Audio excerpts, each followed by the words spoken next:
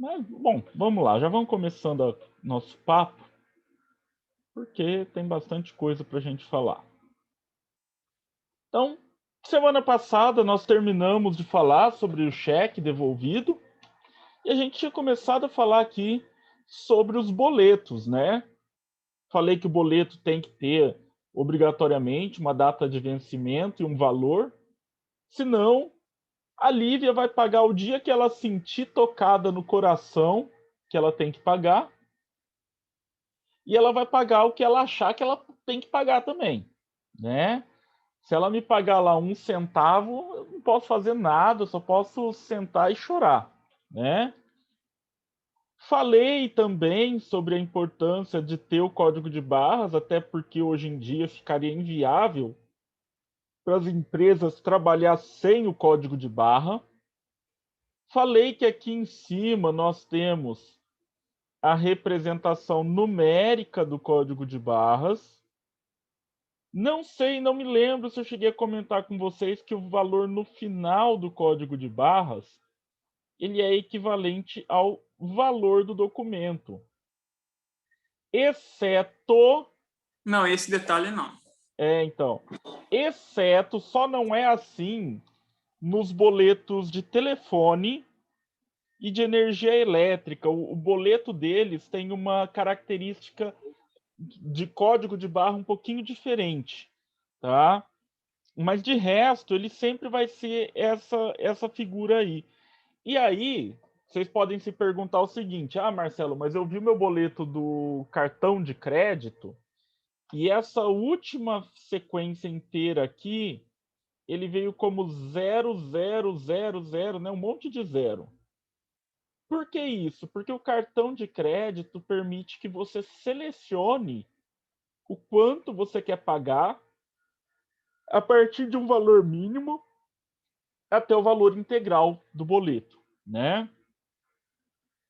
E aí, gente, uma coisa muito importante que não tem aqui nesse boleto, mas eu vou explicar por que que não tem. Aqui nas instruções, elas são instruções para o pagamento, tá? Todo boleto tem que ter esse campo de instruções.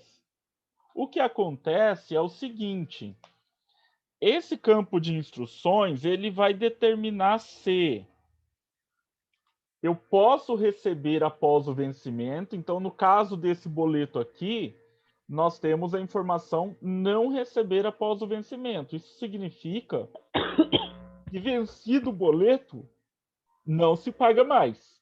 Tá? Preciso procurar lá o Anderson para pedir para ele elaborar um novo boleto para mim.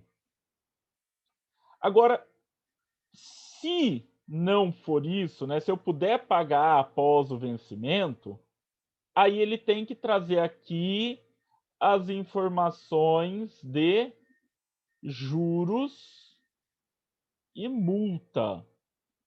E aí nós vamos lá para o nosso quadro branco, um minutinho. Deixa eu só dar um print que o pessoal do CRA me pediu para printar. E já vou mandar para eles lá antes que eu esqueça. Espera aí.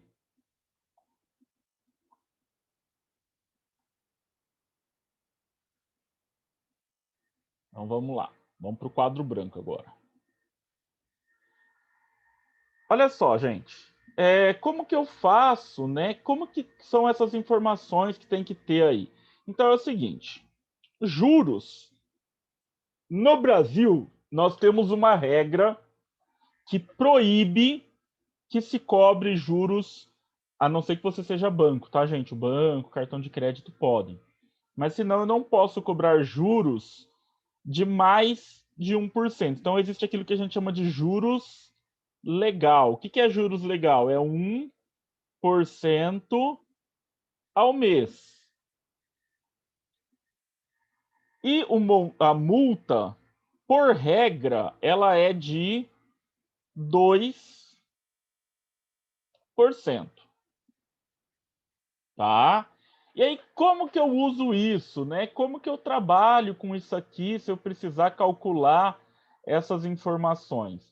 Então, vamos fazer um exemplo aqui, ó. Aí, quem tiver caderno, quiser copiar no caderno, eu vou dar save também aqui na meu rabisqueiro para mandar para vocês, mas Tenho um boleto de R$ 750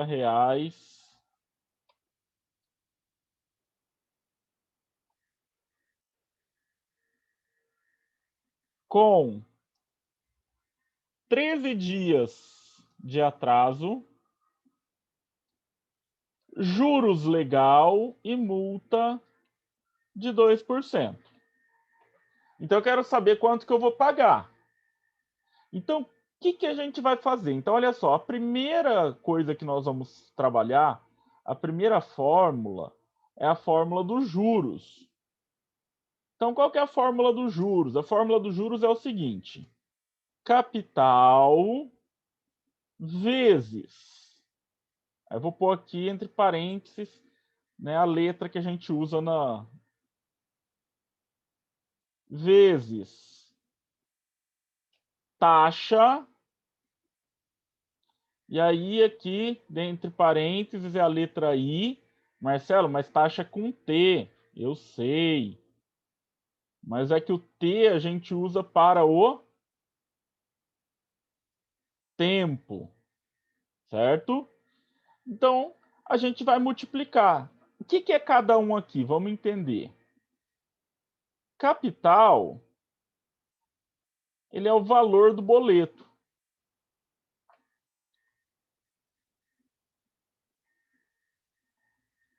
A taxa, ela é uma porcentagem. E o tempo é tempo, né, gente? Não tem como explicar de outra forma.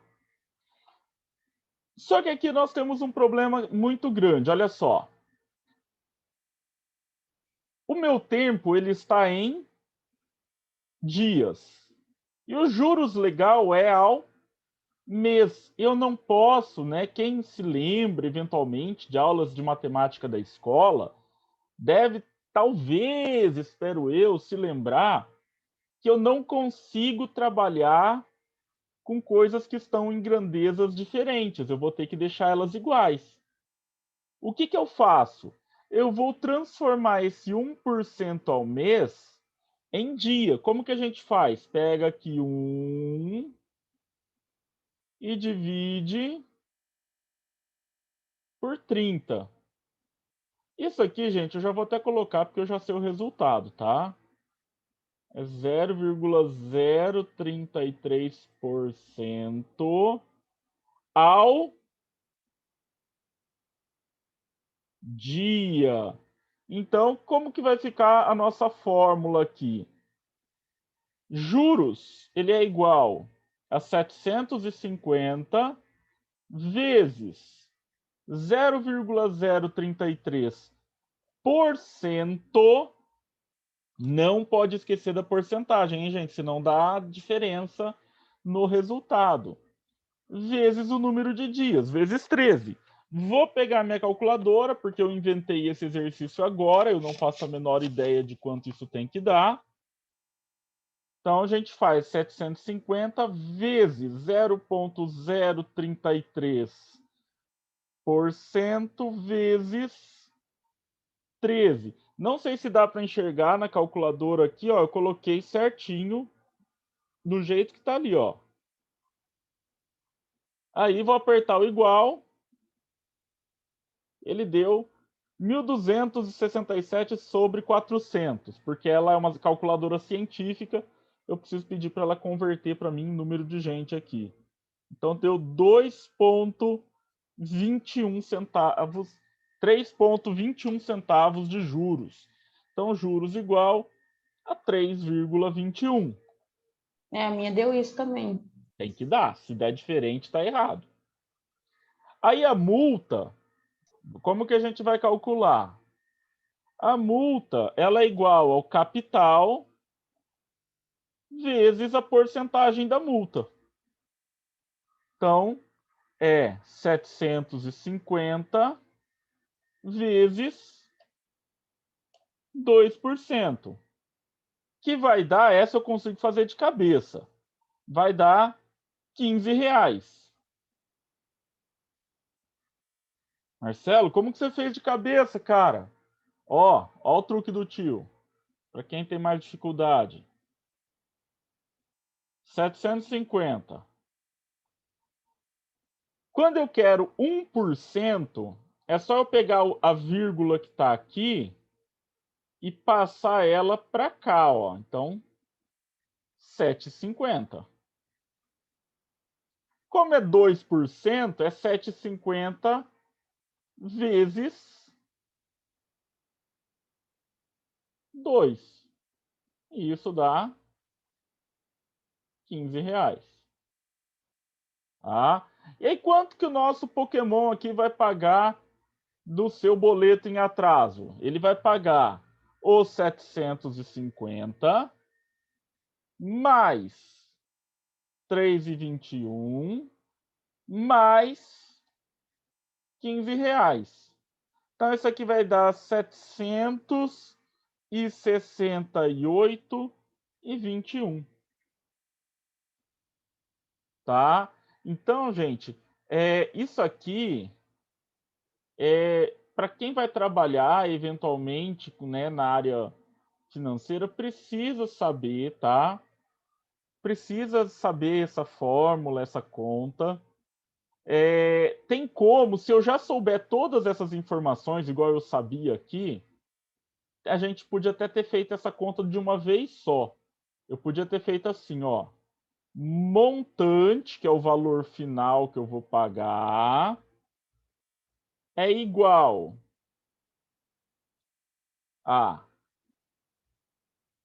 capital vezes, abre outro parênteses, isso aqui dá para fazer no Excel, viu, gente? 1 mais I vezes T,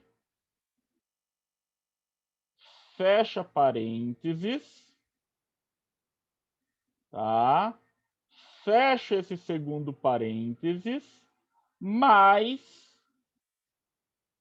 capital vezes multa. Vamos chamar o multa de Mzinho. Peraí.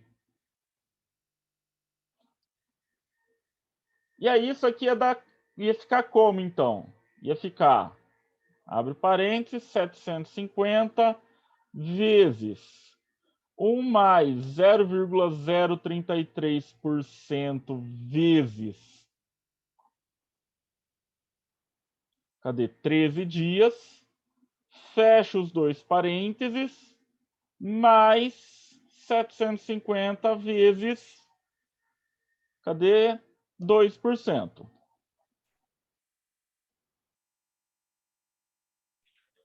Isso aqui, gente, é a mesma conta que eu fiz aqui separada, tá? Ah, Marcelo, mas por que que aqui era capital vezes taxa vezes tempo e aqui é capital vezes 1 mais IT? Então, isso aqui, gente, agora a gente vai falar de uma outra propriedadezinha da matemática, que é a propriedade da distribuição. Vamos lá, ó. Montante, vamos esquecer a multa por enquanto. É o valor que eu vou pagar no final. Então, ele é o que eu tinha que pagar antes, mais os juros, tá? Isso aqui tranquilo, não tem, né? Só que J é igual a isso aqui, ó. Então, no lugar de escrever isso, eu posso escrever assim, ó. C mais C vezes I vezes T. É a mesma coisa, tá? Se eu tenho C e tenho C, eu posso colocar o C em evidência e ele vai multiplicar o primeiro e o segundo termo. Na verdade, vai dividir, né? C dividido por C é 1. C dividido por C vezes I vezes T é IT. Então, cheguei, né, aqui através da propriedade chamada distribuição na matemática, tá? Gente, tem alguns exercícios que nós vamos calcular isso aqui lá na apostila de exercícios. depois eu vou passar para vocês certinho isso aí, tá? Então, beleza. Agora vamos voltar lá para os nossos slides. Ou vocês querem que eu faça outro? Outro cálculo para treinar? Lívia, você Deus. quer, Lívia? O que é, Anderson? Nossa, gente. Você precisa de outro cálculo, Lívia? O cálculo eu entendo, filho. Tá tudo anotadinho. Ó. Eu mostro a prova, ó. Eu anoto tudo. Ó, vai vendo. Se a gente tiver dúvida, vamos perturbar o professor Marcelo. Não tem problema, gente. Gente, eu Não, já meu dei problema aula. é planilha. Eu já dei aula disso aqui para aluno, para explicar a resolução de exercício pelo WhatsApp. Então fiquem tranquilos. Anderson, aparece, Anderson. Vamos voltar lá para o nosso slide agora. Então, resolvida a questão do boleto, vamos para o próximo cara aqui, que é o recibo, tá?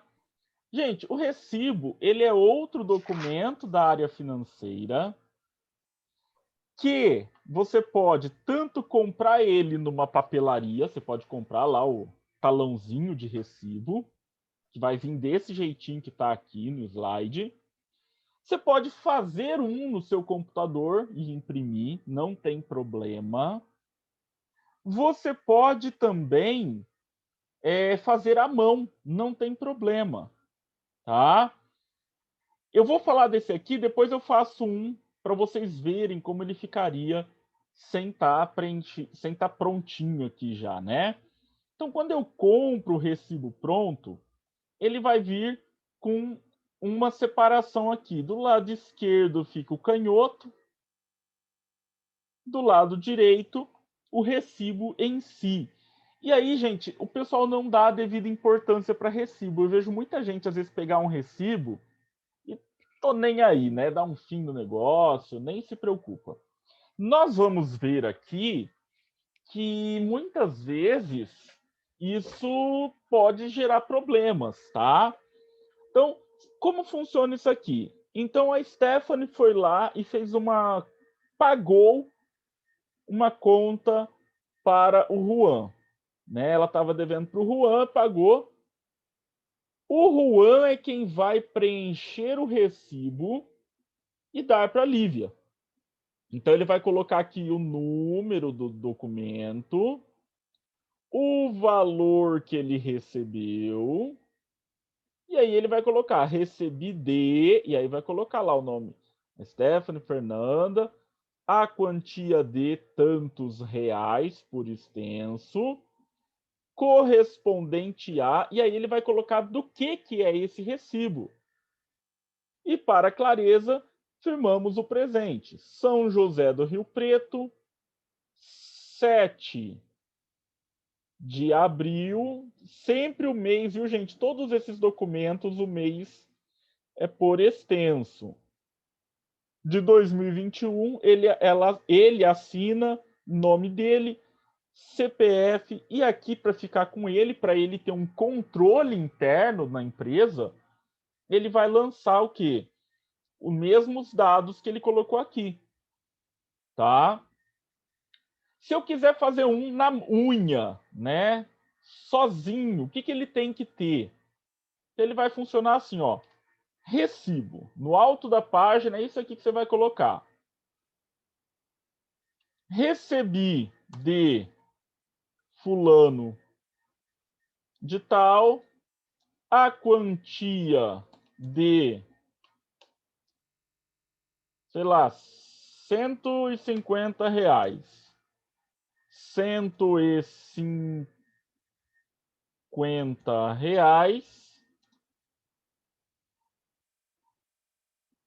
referente a, e aí você põe o que é que a pessoa está pagando, né?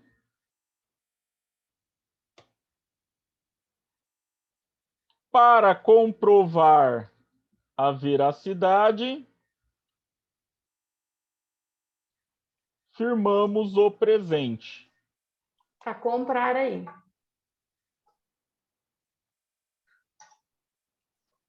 São José do Rio Preto, 7 de abril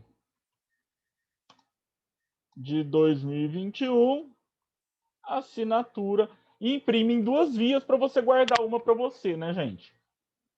E aí, gente, facinho, né? Vocês podem ver, ó, tranquilíssimo fazer na mão isso aqui. O que acontece, gente? Qual que é o problema aqui? Se eu passei o recibo para o Anderson e o Anderson jogou fora o recibo, não guardou, perdeu. E se eu sou uma pessoa sem vergonha e resolvo entrar na justiça para cobrar ele de novo, ele vai ser obrigado a pagar outra vez. Porque ele não vai ter como provar que ele fez o pagamento. Tá? Então, é importantíssimo guardar um recibo. E a empresa, você como empresa também guardar, né, o canhoto, se você que deu o recibo para a pessoa. Até porque, gente, agora de um ponto de vista de empresa, vamos imaginar que o Juan recebeu um dinheiro aqui de um serviço que ele prestou da minha empresa e eu paguei aqui pelo recibo para ele. Eu preciso prestar contas desse dinheiro, eu preciso justificar, né, na contabilidade para onde foi esse meu dinheiro? E como que eu comprovo isso? Pelo canhoto do recibo, né? Então isso aqui é importantíssimo manter essa escrituração dessa documentação aqui. A nota promissória, gente, eu não vou falar dela agora, porque nós já falamos dela anteriormente. Então, tem porquê, né, entrar nesse mérito novamente. Mas tem um cara aqui para a gente falar que ele é um pouquinho diferente dos outros. A maior parte das pessoas nem conhece esse cara aqui, né? A duplicata. Nem sei aí se vocês já tinham ouvido falar de duplicata, né? A duplicata, gente, ele é um documento que é feito em 2 vias, por isso dupli, tá?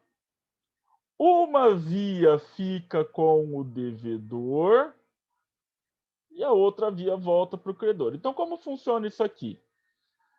Eu fiz uma venda para a Lívia e ela vai me pagar daqui 30 dias. Uma das maneiras de efetivar essa venda é através da duplicata. Ao invés de eu fazer um boleto, de repente, ao invés de uma nota promissória, eu fiz uma duplicata. Então, quando ela recebeu a mercadoria, ela assinou uma via da duplicata. Já vou explicar os campos dela, mas ela assina uma das vias e isso volta para mim, essa assinada. E aí, quando ela for pagar, ela tem que fazer o quê? Ela tem que ir até lá na empresa e fazer o pagamento para mim. Tá? E aí, o que tem aqui no duplicata? Se a gente analisar, ela tem um formato que lembra alguma coisa do boleto, né? Então, aqui no alto, eu vou ter os dados da empresa. Aí eu vou ter os dados do documento, da negociação que foi feita, tá? Então, eu tenho o número da nota fiscal, a data em que foi emitida, o número dessa duplicata, o valor dela e a data de vencimento. Certo? O que acontece aqui, gente? Aqui eu vou pular, já eu explico por quê. Esse para uso da instituição financeira, que você pode se perguntar, que diabo de instituição financeira, que não tem ninguém de instituição financeira até agora? Vou explicar. Aqui, gente, eu vou ter, primeiro, um campo que se houver alguma condição especial para o pagamento, por exemplo, um desconto, né, um abatimento, alguma coisa tem que estar escrito aqui. Se não tiver, não tem direito a nada. Aí nós temos os dados do devedor. Tá? Nome, endereço, a forma, quem vai fazer o pagamento eventualmente, CPF ou CNPJ, se for empresa. Se tiver inscrição estadual, já lança ela aqui. Aqui embaixo, o valor por extenso, o mesmo valor que está aqui.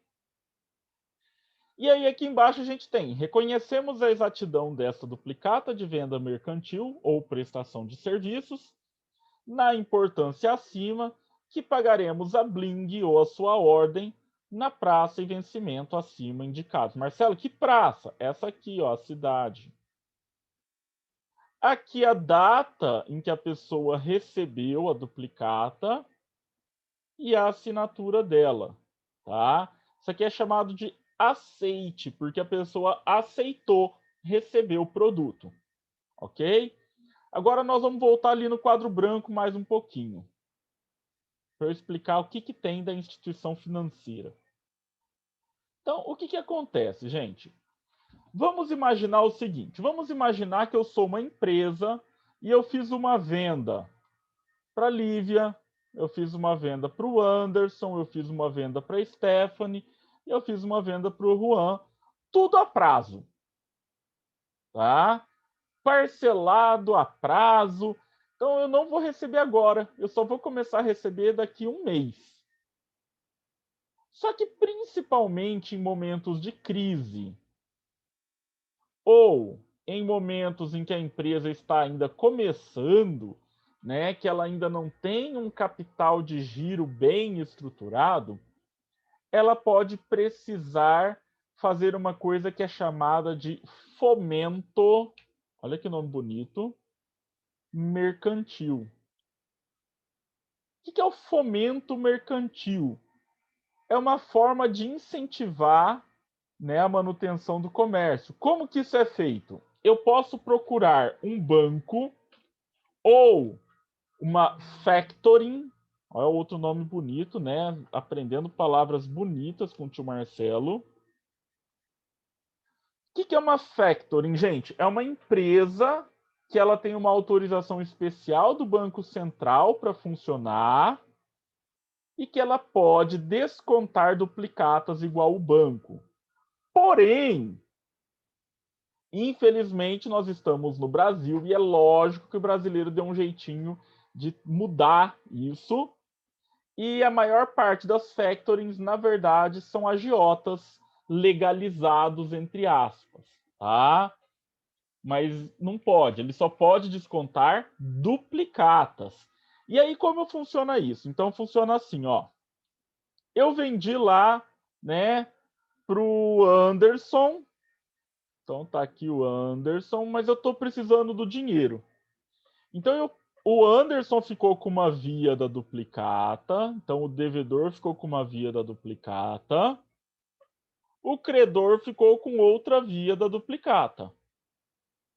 O credor vai até o banco e fala assim: banco, eu preciso de dinheiro e eu tenho essa duplicata para te oferecer. O banco vai fazer o quê? Ele vai fazer uma avaliação do seu negócio, né, gente? Risco de inadimplência, situação de mercado, tudo isso. E se tudo isso tiver de acordo com as regras dele, o que ele faz? Ele fica com essa via da duplicata. Então, sai daqui e vem para o banco. E ele dá o dinheiro adiantado para cá, só que não é o dinheiro total. Vamos imaginar que era R$ 1.000 que tinha que pagar. E o banco, vamos fazer de conta que ele cobrou 3%. Então, você vai descontar 3% de 1.000, vai dar 30. O credor aqui vai ficar com 900 e... Não, peraí. Isso mesmo. 970. Então, o que acontece, gente? Isso aqui é uma forma da empresa fazer dinheiro mais rápido, né? Tem um detalhe, tá, gente? Eu calculei aqui como juros simples, mas esse cálculo, o banco ele trabalha com juros compostos, a fórmula é um pouquinho diferente, ia dar um pouquinho mais que os R$ 30, tá? Mas a gente precisaria da calculadora financeira especificamente, já para fazer essa conta aqui. Senão, depois a gente até pode fazer ela mais para frente pelo Excel. Eu vejo certinho a montagem da fórmula para a gente resolver por lá. O que acontece, gente? Isso aqui é muito bom, então, como eu falei, para a empresa agilizar esse recebimento. Outras alternativas que aí não entraram aqui como documentos da área financeira são os pagamentos que são feitos por meio de cartões de crédito ou de débito. E aí, gente, como funciona? O que acontece? No caso do cartão de crédito, primeiro que a empresa tem, nos dois casos, né, eu já falei isso anteriormente, a empresa ela tem uma garantia de que vai receber esse dinheiro, porque no débito ele nem aprova a transação se não tiver dinheiro na conta. E no crédito, a gente tem outra situação que é, se o Marcelo não pagar o cartão, o Juan vai receber do mesmo jeito o dinheiro dele, não tem problema nenhum. Né? O Marcelo que se vire com o cartão depois. Mas para a empresa, esse dinheiro não vai entrar imediatamente. O débito ele entra um pouco mais rápido, o crédito ele pode levar aí até, dependendo do seu acordo, 30 dias. Eu posso receber antes, se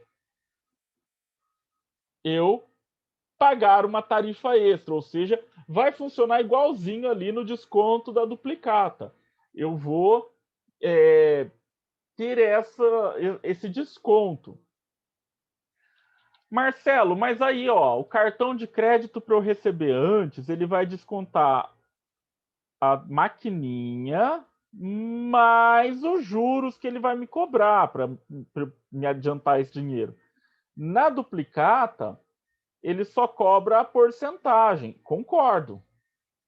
Só que se eu não pagar a duplicata lá para a Stephanie vai ter que abrir um processo para receber esse dinheiro, ou entrar com uma ação, ou procurar um escritório de cobrança, vai ter que se virar para receber. Já no caso do cartão, ela não tem essa preocupação. O dinheiro vai para ela, ponto final, né? Então é isso que eu preciso, né, que vocês entendam essas diferenças aí entre as formas de pagamento, os benefícios de cada um, né, e a estrutura. Já entrando, né, no nosso próximo tópico, que vai tratar sobre controle de contas, tanto a pagar quanto a receber, eu vou aproveitar esses 5, 6 minutinhos que eu tenho para adiantar já um tópico aqui, que é o seguinte. A gente tem a cobrança bancária e a gente tem a cobrança em carteira.